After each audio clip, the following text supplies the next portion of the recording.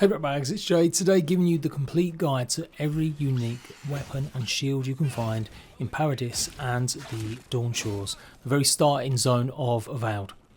By default, I think that some of these weapons are some of the best in the early game. Uniques tend to have a bit more varied, different kind of perks and abilities on them, although they still might do fairly similar damage.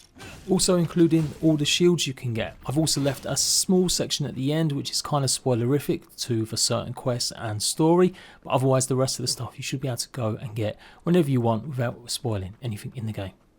Find this video useful, leave a like, let's go. So once you've gone and visited the ambassador, you'll have access to the rest of Paradis, and so you need to go and visit Paradis Hightown. It's just in the southern part of the square, the building to the right from this overhanging little circle thing here. Inside is a trader called Sansa, who you will come across in various little side quests later, but otherwise you can pick up a shield that is meant to summon a beetle to fight for you. Just in case you don't know, all unique gear should start off at fine quality, in the first zone at least anyway. This shield has got 49 block efficiency, has 20 stability, 140 parry efficiency and 20 elemental resistance. It's pretty expensive at 4,500 coins, that's a lot. It's meant to also reduce the fire accumulation from any fire source, so you won't take as much damage. And supposedly once you get past 75% health and you go ahead and parry, it should summon a beetle. Now I tried this a bunch of times, and bear in mind it's quite hard to stay alive at this point sometimes when you try and just get a quick parry hit in. But honestly I felt like I was doing the right thing a bunch of times and it just wasn't working. I wasn't actually summoning the beetle. It's a bit of a weird one. If you don't know what the beetles are, this is what they look like. And no, this wasn't a friendly one. This is just another one that I'd come across. But that's what to expect if you do get it working or if it's a bug. Do you get it? A bug? So, something a bit more free, cheap and easy to get is a very special shield. You need to go and climb the lighthouse. Well, you don't actually need to, but it's well worth it as there's some other loot and stuff there as well. It's a pretty simple parkour up and run. About halfway up you'll have this little slot that will show you a special thing that you'll need for later, which will help you get some extra bonuses. Look out for my totem guide for that to be explained a little bit more. Otherwise keep climbing all the way up, and on this skeleton you'll have the map location for another shield. This one's fairly simple, you just need to keep following the river all the way north. I will point out as well there are some unique actual boots that you can pick up on the top of the lighthouse, so you might as well grab them as well. And yes, I'm doing a guide showing you all the different arm sets that you can get early game as well. But these are good for mage users. And obviously go ahead and quickly jump down, and then as said keep following the river all the way north.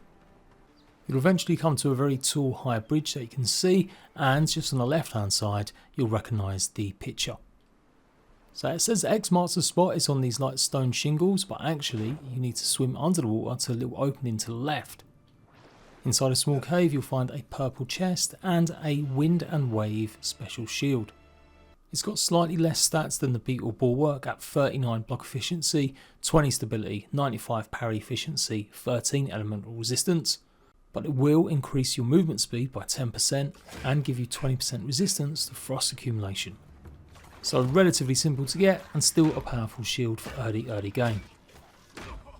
You can upgrade shields to make them better, but you can't enchant them, giving them extra special abilities. That's only reserved for weapons.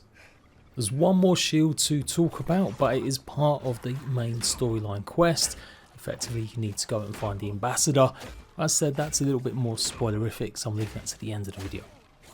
So the first of two unique pistols that you can find in the Dawnshore area, and you'll be going around the actual Paradis city to find this one, as you can buy it from trader. So super easy as long as you've got the gold.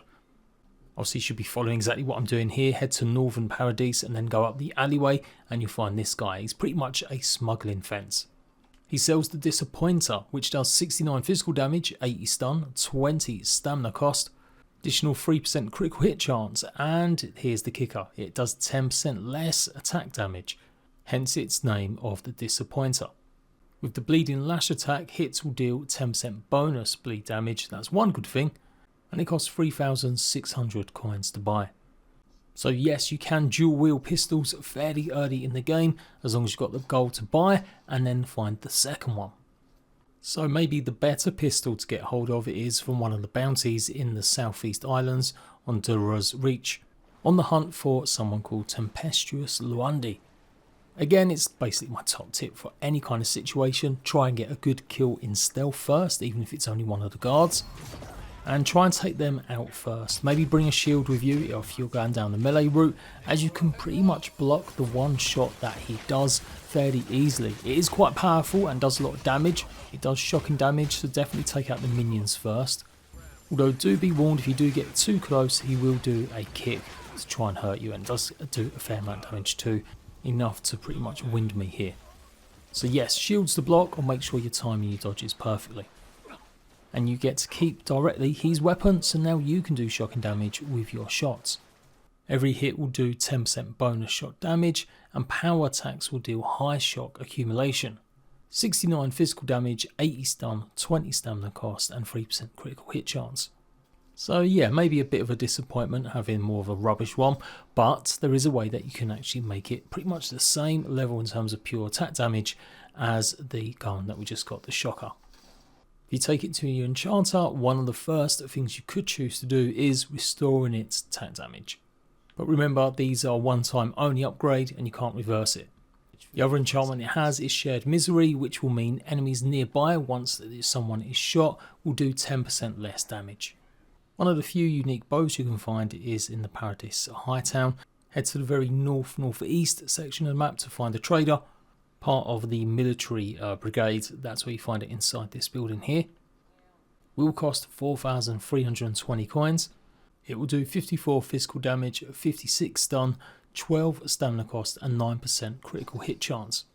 Also has got an extra couple bonuses. You got a chance to get an extra 10% critical hit if you're using power attacks while fine aiming, plus an extra 5% damage against enemies with full health. So obviously good for stealth attacks. And if you try enchanting it, you can increase the 10% critical hit chance while fine aiming to 20% with power attacks while fine aiming. Or choose the other option, Thrill of the Hunt, killing an enemy giving you a 10% attack damage and 20% attack speed for 6 seconds, so good for multiple enemies. Next up, a very angry dwarf. Head slightly northwest just outside Paradis to a location marked the Godless Ruins. I highly advise you try and hide in the grass and see if you can get close to the main target. And don't be confused if the boss's name pops up. You might actually assume it might be one of the small minions. It just means he's close by. I obviously kind of messed up here, but it's definitely advised. This actually got buffed. The gameplay footage you're seeing right now, it says he's only a 1 skull level 2 fine mob. But after the actual full launch, it got updated. He's now a level 3 skull, so this fight definitely got a lot tougher. In fact, I could not complete it with the very first starting gear that I streamed with, which was really basic and common. So you might need to go ahead and upgrade and see if you can get a weapon close at least to fine, and maybe some decent armor. I was trying out a new build, to be fair, my pretty much tanky build, and it's more or less his minions that gave me the most trouble rather than him himself. Although he is weak against bleed damage. Switching to the newest footage and the latest updated encounter, you can see it's a massive difference with so many more of his minions. Also be careful when you're taking him on. If you get him to a certain level of health, he will spawn in even more. The archers were absolutely the most annoying, and they're all relatively high level. This was such a surprise to me from the first encounter I had with him. There were just so many more mobs spawning. So I was a little bit ill-equipped. Don't make the same mistake I did. And I wouldn't be surprised if a lot of the other bounties have also had similar buffs, as I did find pretty much all of these special fights a little bit easier than I would have thought. But nothing has changed in terms of what actual loot you get once he's defeated. Sheathed in Summer is a really powerful dagger that does fire damage. Not only that, but a full combo attack will also do accumulated fire damage. It should also be fine quality as well, and obviously giving you 39 physical damage, 32 stun, 9 stamina cost to use, and 9% critical hit chance. And also super useful for taking on the brambles too. If you go ahead and enchant it, you can do even more fire accumulation to nearby enemies when you do a full combo attack, or successful parry will deal fire accumulation to an attacking enemy. It's kind of good for multiple enemies or good for solo, especially if you're going to use the dagger with a shield. So Sheathed in Summer and the next weapon, a two-handed axe, are both part of bounty quests that you can optionally complete as well. I've done a separate guide for them because they do include armor rewards as well.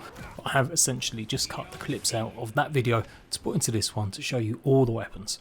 Although this next one's a bit different because you don't actually have to kill the enemy inside, you can just run in and grab the axe if you really want. But yes, you'll be finding an ogre that lives in a cave under a waterfall all the way to the north. In fact, it's just past the Godless Ruins somewhat.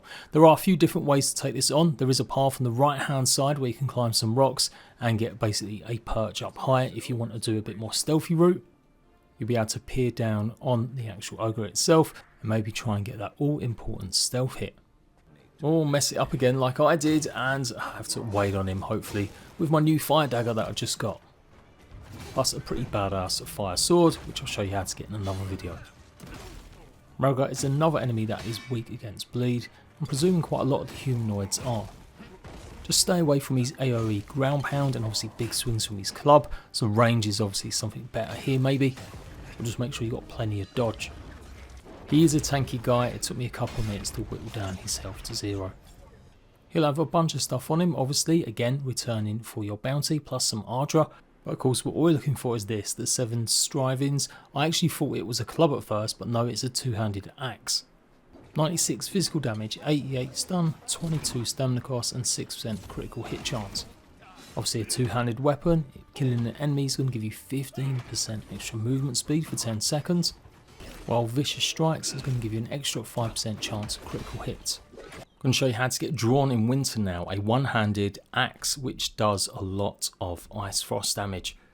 You kind of get guided here part of the story eventually, but actually you can go and get it really early, as long as you're willing to run away from a whole bunch of necromancer skeletons. Basically just go all the way over to the eastern side. We're looking for somewhere called the Watcher's Mirror. I said there's a couple paths here and one of them will take you to more of the story beat, but you can just run to this place, grab the axe and get the hell out. There is a campsite or fast travel point just outside, run across the bridge, through the little cave and you'll be in some of these ruins with this strange pool. Now the axe won't be there straight away, you have to go just a little bit further up the steps and activate a memory. This will also give you a godlike power too, but I won't spoil that in this video. Maybe I will, it's not that big a deal, it just gives you 10% extra health, it's worth getting. I don't think it really ruins the flow of the story, it's just like an extra story beat. And you can actually do it any time, you don't have to wait until you're kind of directed here. In my first playthrough, weirdly enough, I totally just ignored the axe that suddenly appeared in the middle of the water. Literally just turned around and went, nah, let's not pick up that weird strange thing that's just there, in fact let's just go around it. But yes, as soon as you pick it up you'll have a whole bunch of skeletons spawn, and this can be quite challenging if you're lower level. You get a necromancer skeleton and a couple of archers, there's like 2 waves at least. I tried doing this on a fresh playthrough almost immediately and yeah, I found it really tough. I got my ass kicked a bunch of times, in fact I ended up giving up. It was much easier when I'd come back with my actual leveled character that had fine armour and fine gear. Otherwise, just grab the axe and run. There's no barrier, there's nothing to actually stop you from doing that, and the enemies won't chase you once you get to a certain point. There's no big reward for killing them, you've obviously got that in the axe. There is another unique axe that you'll find as soon as you get pretty much into the Emerald Stairs, and that will be in the Emerald Stair video, so you can go dual wielding axe if you want to. But Drawn in Winter will do 54 physical damage, 56 stun, stamina cost of 15 and give you 6% critical hit chance.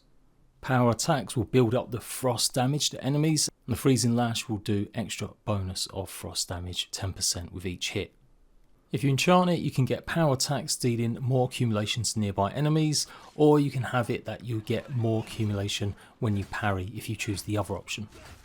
Word of warning though, by the time you get this axe, you might be just about probably go to the Emerald Stair if you're not rushing for it immediately, and in the Emerald Stair there's a lot of these mushroom dudes that are highly resistant to frost. Moving on to a two-handed sword, we're going to be going to the southeast of the map. Going to be exploring Castle's Folly, home of smugglers and thieves, and you might recognise that on the little green island to the west, that's actually where we got the Siroc pistol, which does the shocking damage. So you could come and try and do both of these in one. It's a pretty open little zone with a couple segments with obviously lots of smugglers, so obviously take them out on your way through. Nothing too taxing, although they will be fine rated enemies. The rifle shot dudes are pretty annoying though. You'll eventually make your way up to a clearing, and this is actually part of a quest that you get from one of the traders in the market square. So you can go and do that if you really want to. And you've got more or less choices here. Sweet talk and be nice, and you won't maybe have to deal with them right now, but you will have to fight maybe some other enemies later. Or kill these guys, and yeah, then hopefully you won't have any more trouble a bit later on in the little mini quest line. Again, a bit like the Frost Axe, technically you can bypass all of that if you really want to and just make your way to the very top of the island. Nestled amongst these pretty mushrooms you'll find the Philosopher's Riddle. 81 physical damage, 80 stun, 20 stamina cost and 3% critical hit chance. Get a full combo in and you'll get a 15% attack speed for 10 seconds buff. And with Poison Lash you'll do 10% poison damage with each hit. Enchant it and that increases to 25 attack speed buff, or you can go ahead and use the option where power attacks will deal stun and bleed accumulation instead. Okay, we've got some books now. There are 2 grimoires that you can pick up, one of them really super easy and early. Starting off with Annexley's grimoire, which is just on a little cliff overlooking Ivonna's stronghold. It's a bit of a winding path to get up here though. It is basically going through the Fractured Shore, the place on the left. So as soon as you come out Claviger's Landing, just head west outside this gate checkpoint. There's a couple various points and jumps, but take the right hand side route alongside these cliffs, and we're aiming to get up there on top of that bridge. Again, always sticking to your right hand side to keep going across this bridge, take out any of these little bandits or thugs. And yep, you might guessed it, keep hugging that right hand side again. You will see there is another way next to the mausoleum or the cemetery that you can come up, so that is a definite another direction. But I figure it's still, this is the easiest way to explain. Do a big old jump onto this part and keep going up. There's a little X-Rip encampment here as well, so you'll have to take care of them. And then if you keep going up, you've got a choice of going across the wooden bridge to pick up some resources or herbs. Otherwise, do a U-turn or take the right-hand side. And you should see, if you're quick enough, a mage instantly combusting in himself because he's maybe used the book with some gunpowder in the wrong spot. I only saw the tiny glimpse of this because I was too worried I was about to face off against some enemies, and this is where you'll find the book. So if you haven't realised by now, Grimoires give you different spells sometimes, especially obviously more advanced ones, but you can't use them spells sometimes until you get to the right level, and you may have to go ahead and purchase them as well. So pretty common, it gives 28% ability cost reduction and 15% cooldown. Fan of Flames, a big fiery spell. Arcane Veil will give you a temporary 50% shield, as well as mean your spells can't be interrupted. Plus the Grimoire Snap, which does a stun shockwave, and Missile Salvo, which emits a purple ball and then missiles will fire from it, but it's stationary, so you kind of have to aim it pretty close to an enemy. I did have a tiny bit of footage, but I could not find it for love nor money me trying it out, but I did switch out because it only gave me access to 2 spells initially because the others were locked. And by the time I'd unlocked them or got to the right level, well, I was using different grimoires then. The salvo can be good, especially against maybe a big boss, putting it right next to him and doing it for a lot of enemies with big damage or high health. The stun was a little bit hit and miss though. You do really have to have quite a lot of enemies grouped up together for it to be effective. And Flames is always good, as is the Veil, but since you can get the Veil really early where it gives you that extra bit of protection, I was unlocking that and using that even if I didn't have it equipped on the right Grimoire. Because that is technically how it works. If you get the Grimoire and you're right level, you can use them spells even if you haven't unlocked them in the tree. And likewise, you can use any spell that you've unlocked manually, even regardless of what Grimoire. You just need to do it by tapping the LB button and then choosing it out of your magic tome spells. And you might know already now, but you can't enchant any of the Grimoires you find. And if you've got the gold coin, you can go and get a different Grimoire from Merlin inside the trade market. It's actually pretty cheap as well at 450 coins. And obviously there's other Grimoires there, but they're going to be finer versions. But yeah, 28 ability cost, 15% cooldown, same as the last one. You do get Corrosive Siphon, which I quite liked using. You'll steal an enemy's health to give it back to you when using, it's pretty cool. It's got the typical Blizzard spell to freeze enemies, and the Veil, which obviously gives you that extra bit of protection. It's also got the Parasitic Staff, which I wasn't absolutely in love with, but definitely if you like a little bit of melee action as a sort of spell sword, like if you don't actually want to carry a melee weapon, instead use your wand and your Grimoire, where you can summon this staff in basically and do a lot of damage with it, as long as you're not getting shot in the face by pilgrims. In fact, it's good to utilise this because it will replenish your essence with each hit. So mix in and out of this one with your other spells. Yeah, good starter Grimoire for sure, and nothing wrong in upgrading and using it for later, but there's definitely going to be better ones.